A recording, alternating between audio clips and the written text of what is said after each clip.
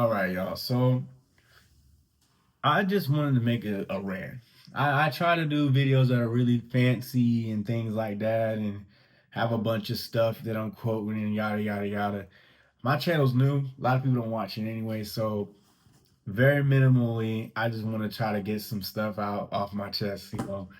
So recently, I have gone through a lot in my life in general. Um, Ranging from trauma to drama, right? I don't have a lot of I didn't have a lot of reasons to want to be alive, right? But I try not to push that trauma onto others in general, right?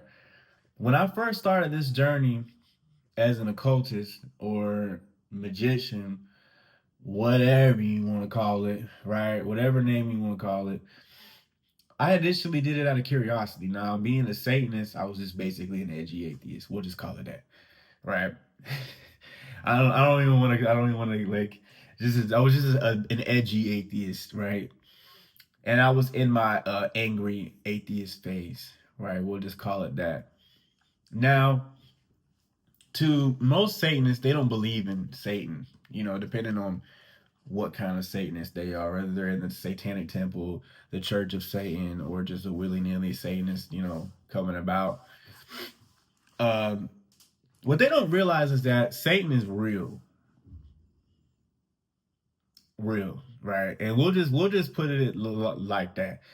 Whether you think he's real through an archetype in the collective unconscious, as Carl Jung would say, or an actual external being, I think it's both, right? Both are consistent, both make sense to me. And I think that but I don't think that, here's the thing that need to get into, and I'm going to make a video on demons as a whole. I disagree with the concept that demons are just a part of your shadow. However, Satan, I was in a situation where when I was a Satanist, where, how do I explain this? When I was a Satanist, I was embracing the archetype of Satan way too much, right? I'm gonna adjust my camera real second. All right, cool. I was embracing the archetype of Satan way too much, and as people should know, right? If you read the Bible, if you're a Christian and you read your Bible, right? Satan is Satan actually means accuser, right? Literally, the accuser, the rebellious, and things like that. Now, I am a little bit more clairsentient than some people. Now, it sounds crazy, but I actually recently found out that I'm a fourth generation witch, right? I I don't really like the term witch. I don't really like this term. All of them sound corny, whether you want to admit it or not, but we're just going to use the little terminology because I do practice magic. Rather it ranging from ranging from chaos magic to goetic magic to ceremonial things to I do whatever works, right? My I don't want to say who and get into too much information because some of these people they may not want me to explain it too much, but a lot of people in my family were involved in this stuff, and it went one way or another. Most of the things that I do involve sigil work, ancestral work, demons, angels, things like that, right? I refuse to really get. I have made videos on how to work on do planetary sigils and things like that if you're interested. Um, But being an atheist, it was just weird, man. Like what happened with me was what turned me from being an atheist was accidental. Being the edgy atheist that I was, I got this book right here, so I'm just gonna grab it. And a lot of people ran into this book. Sorry, I got a lot of. You know where it is. Here it is. The Lesser Key of Solomon. Right, and I just want y'all to look at that for example. It's a very popular book in the occult.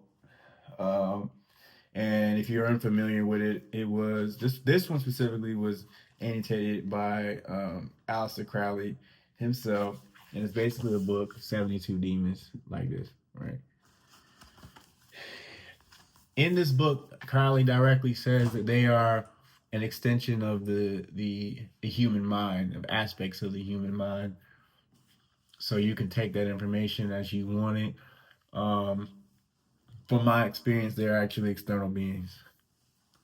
You know, it's all fun and games with saying it's all in your head until your power goes on and off, until your computer shuts on and off. You get in huge waves of emotion, which could be, you know, emotions or part of your mind, or things just start acting funny around you.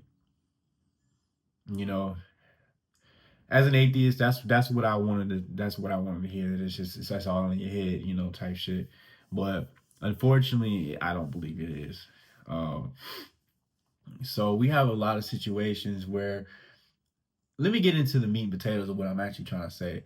So basically, I was just drawing a sigil just to do it, just to do it. I don't know why I was doing it.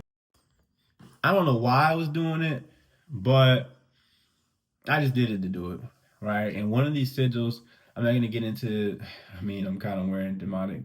I'm kind of wearing sigils on my neck, so I can't. I have to expose myself. But I was working with the boon and things like that, and just drawing the sigil. I was going through financial things where I saw in the book that she is works with money and things like that, right? Unfortunately, it didn't end up that way. I showed up, I came back, and the sigil was gone. It was on the desk, right? The sigil was sitting on my desk, and I came in here to holler at it again just to see what's up. You know, just I don't know, I was just trying to be edgy.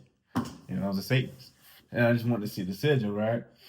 And it vanished. It was gone. I was tripping. I was like, I don't know where the hell this damn shizzle went. I think I'm tripping, and I was like, nah. Then uh my girlfriend at the time, she came and walked in the apartment and was like, it's like this heavy energy. And my geckos, I have leopard geckos. In the future, I'm gonna have a channel specifically surrounding reptiles and biology, but that's later on down the line. But anyways, they were acting funny. You know, they were pacing back and forth. This is an unusual behavior with leopard geckos. They don't just usually pace back and forth for no reason.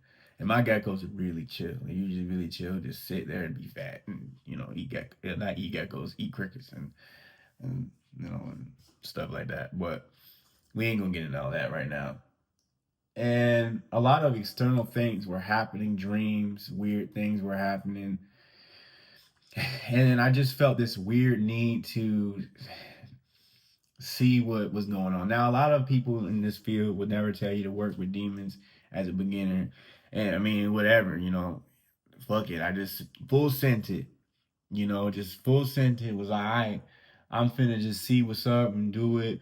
So I didn't even give offerings for real. Now that I think about it, I think I just drew the sigil again, mm, lit a candle, lit a few candles, and maybe I did give offerings. I don't remember. And I got a huge wave of emotions. It again, not gonna get into too many details, but it was clear and obvious that something showed up, right? Something showed up that day. And it was like I had a download of information go straight through my head, straight through my mind. It was crazy. And so became I started to think a lot of things were coincidental, a lot of things were just whatever, but after doing some more ritual work, it became very difficult for me to call things coincidences anymore. It became very difficult for me to be an atheist anymore. So there's kind of a parts of where I came and how I became doing this stuff, but sometimes there's a part of me that feels like this was just meant to happen, whether it was ancestral, whether it was just, I don't know, or it was a coincidence, whatever you want to call it. Whatever. I know what's up, you know. I know what's up. I know what happened. I was there. So it became a really big issue. However, during my angry atheist phase, now don't get me wrong, there's a lot of things about Christianity that still pisses me off. You know, I lost a lot of people in my life.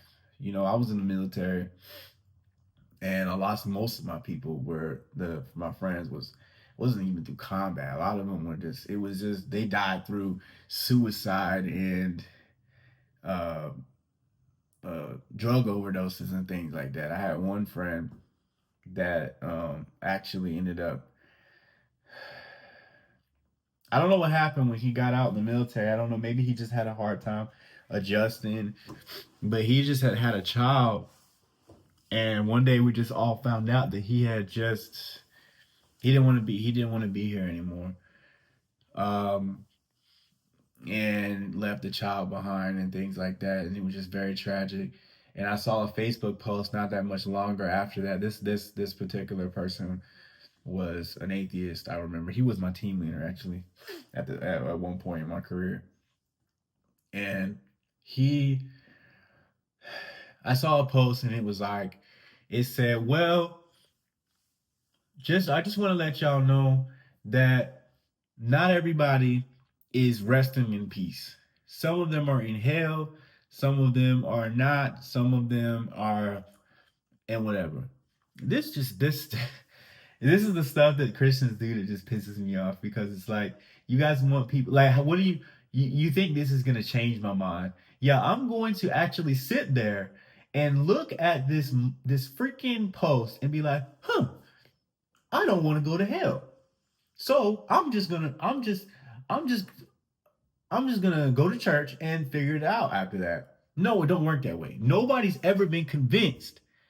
Nobody's ever been convinced by you saying stupid shit. It's never happened. It's never happened before.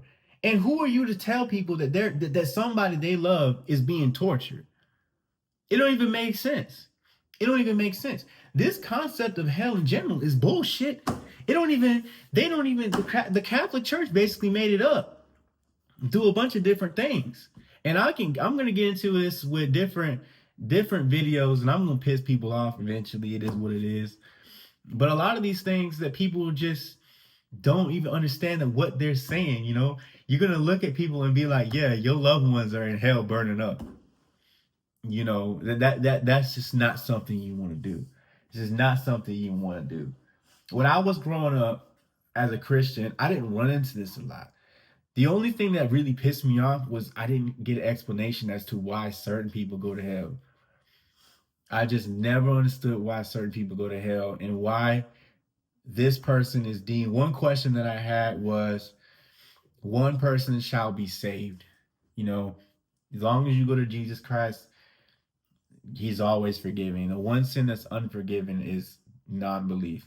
So what? A pedophile can go to heaven, but me as an atheist at the time, if I'm out here doing feeding the homeless and doing everything you need to do in life, they go to hell. This homosexual down the street, right, is going to hell, even though they're the best person they could be. But this freaking Christian who knows what done in their life is going to heaven because they believe. That doesn't even make any sense. Like when you just say this shit out loud, it don't even make any freaking sense. It don't even make any sense. Now, in witchcraft, a lot of things that was going on in witchcraft was, even if you read all these grimoires, right? A lot of them have prayers in between, right? And this is just another example of the church uh, ruling through fear. They had to put prayers in there to say, "Oh, I'm a Christian mystic," you know, or just to not be burnt alive, just doing magic.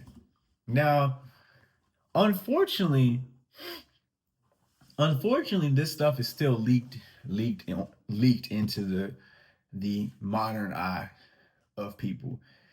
Now, to get into the collective unconscious, right? One of the things that I've run into with doing ritual work. Currently, I live in Poland, right? Don't ask me why. I don't know why my black ass is here either.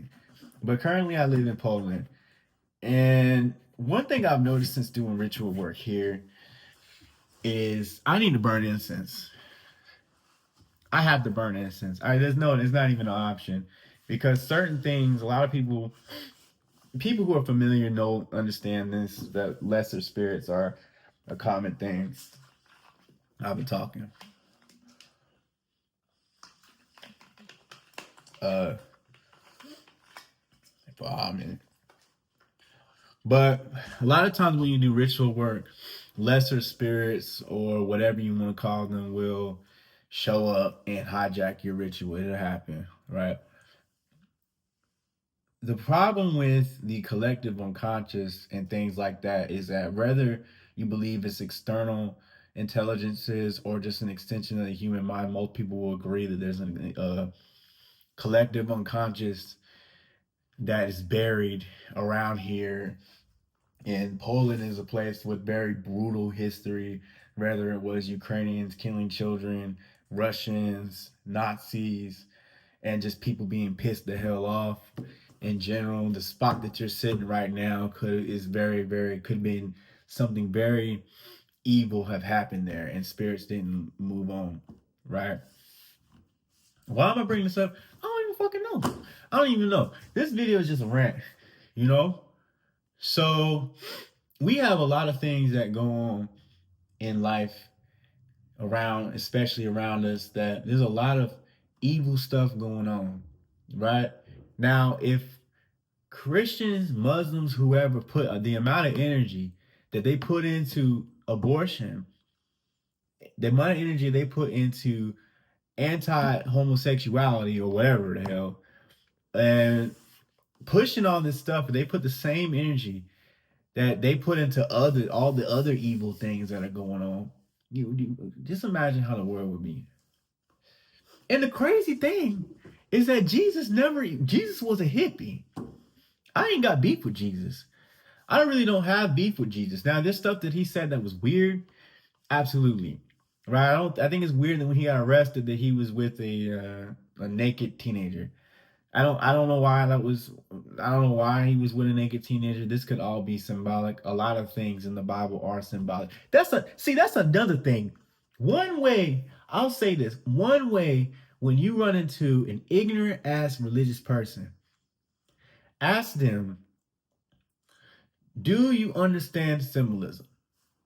Right? One thing I'll ask them is like, what does light mean in your Bible? What does a mountain mean in your Bible or in your book? They'll say, oh, it just means this and woo woo woo. And I'm like, mountain means kingdom.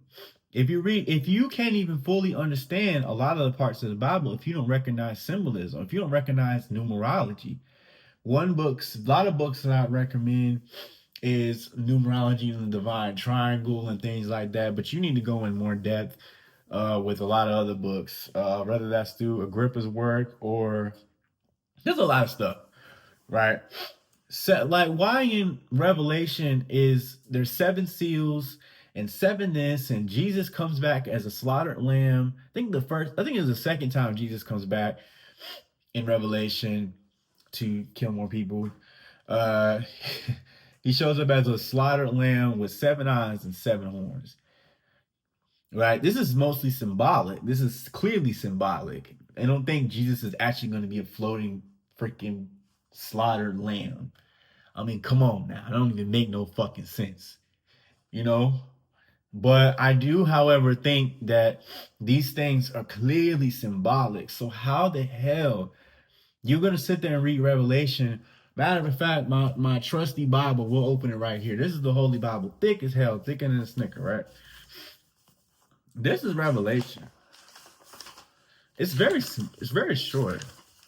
Very short. It's not a long book at all. It's about that deep, that thick, right? The reason why it's that small is because most people were illiterate back then. So a lot of things were passed through oral tradition. So when you're reading Revelation, you need to scare the hell out of people. Most people don't realize that shit is written in code. And if you don't understand the symbolism, you're not going to be able to understand what's really going on and why it's saying what it's saying and why what it's actually trying to mean. There's a lot of information out there as to what Revelation is actually trying to say. Maybe I'll do a video on that. I don't know. We'll see. People give a fuck enough to watch my shit, but we'll see. But nonetheless, we have a lot of issues where people don't even read their freaking Bible or read their freaking anything, but yet they have the audacity to tell people stuff all the time. Tell people why this is wrong and that's wrong. Hey, if you've actually read your freaking Bible or your Quran, whatever the hell, and you actually want to pull up and say, don't do this, do that, all right, where does it say that? Where does it say that? All right, oh, it says it here. Okay, well, why? Why is this bad? Well, because of this. A lot of things in the Bible are bad at the time. They're bad at the time because it's context. You know, there's so much that's going on. So I just did a video on why I left Christianity. It's much less ranty than this, but I'll tell you like this. I'll tell you like this. You can keep doing all that shit, right? But there's a karmic loop, and the principle of rhythm is real, right? Some people call it karma, say whatever you want to call it. When you do these things, regardless, when you try to force one of the only sins, especially in Hermeticism, right? One of the real sins is when you try to force things on others. When you really truly take away the free will of others. And it is not free will to tell somebody that they finna burn, they finna be tortured, they finna go through anything else. Because here's the thing. If you love somebody, let's say you put cookies in a cookie jar and you got kids, right? You know the kids finna want some cookies. You know they finna want cookies. And you tell them don't eat the cookies. God calls us his children. Who the hell would want their child to burn and be tortured? Not to mention the amount of narcissism that is absolutely mind-boggling to me is the fact that you would be perfectly fine. A lot of Christians don't even know what heaven is like. The Bible describes it vividly sometimes, just symbolically. They don't know the hierarchy of angels and what they actually going to be doing in heaven. But they think that they're gonna get mansions. I had a guy telling me that there's gonna be mansions in heaven, and I'm like, come. I didn't even know what to tell, bro. I was like, I don't even know what to tell you. That you really think you finna go to y'all? You really think you finna go to heaven and you gonna get a mansion, and you gonna be sitting here looking like Hugh Hefner or Jay-Z? No, it don't work that way, But anyways, what was I saying? I forgot what I was fucking saying. I don't know. Whatever. I forgot what I was saying. Oh, yeah. Why would you want to sit in heaven, right? While your son is being burnt to hell. You have a son and they turn out that they're freaking and they want to be like, oh, this is BS. I'm gonna become an atheist. Okay, well, and you can't convince them. It's very difficult to make somebody go from an atheist back to Christianity. It's very difficult. If they do, a lot of the time it's due to psychological imprinting and fear that they already had, right? But the one thing that just always bothered me was that these people were perfectly fine with sitting in paradise while their son or daughter or whoever is sitting being tortured. Personally, regardless if I am an external being sitting in the realm of Sky Daddy, excuse me for being disrespectful. I'm trying not to be disrespectful, but I'm kind of in one of my moods. Sitting in a realm, right, in the clouds, with people, I couldn't personally sit there and feel comfortable knowing that my child is being tortured. I would much rather be sitting there being tortured with that child. That's just me. So you can do what you want to do, right? Now, in an esoteric lens, right? There's a reason why witches were burned. There's a reason why slaves were doing roots. There's a reason why a lot of people do roots is because they want some control over what they want. And obviously the church didn't want people to know that they can have that they're divine and that they have the ability to tap into different things. Now, are some people more sensitive than others? Absolutely. Can everybody do magic? Absolutely at the same time. However, I do think that some people are more sensitive than others. I don't know if I am. I think I am, just because my ancestors did roots. If you don't know what roots are, it's kind of a African American version of hoodoo, voodoo, whatever you want to call it. I don't practice this stuff, but a lot of people they used it to give good health and good things and good that, and also to do hexes. Let's be real here.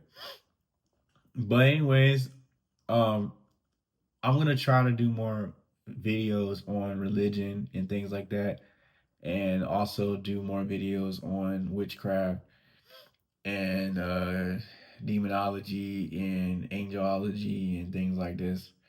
I'm trying to piece together and see what direction I want to go with my channel or whatever. But however this goes, I want to have a something here that even if one person comes across my channel and I make them feel a little bit better and make them feel a little bit more clear about where their life needs to go or whatever, because I'm not going to be here telling people how to live their lives.